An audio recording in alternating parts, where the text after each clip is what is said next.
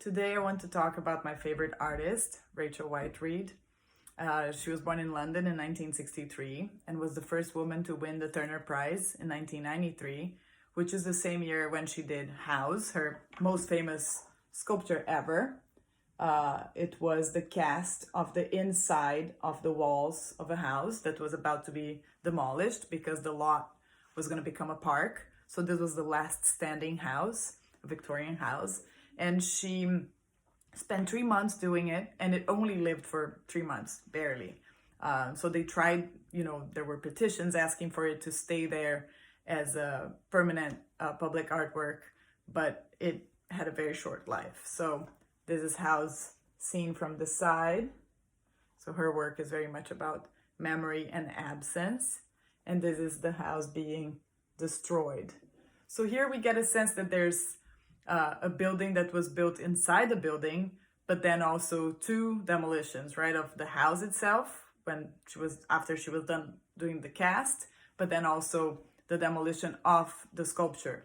So repetition is a current thing in her work because she will do, for instance, in this series of hot water bottles that she calls torso, there's lots of different versions that she does with different materials, and they look like torsos or little bodies.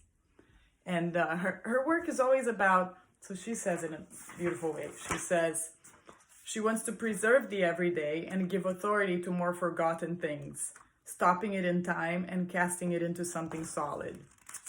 And a house or a hot water bottle, they're all objects or spaces that we relate to.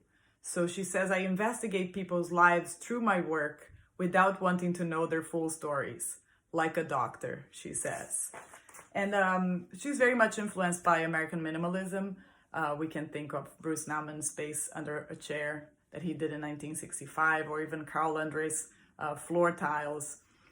But they say she is a minimalist with a heart because her work is so much about loss and longing, and the objects that she uses, like a house or a mattress, they have their stories. Like, so someone slept in that mattress or died in that mattress. So here's a work that she did right after her father passed away. So it's the space underneath a bed, and it's called Shallow Breath. And again, it's just the space underneath the bed, but it looks like maybe someone is leaning against the wall, or maybe this looks like lines in someone's abdomen.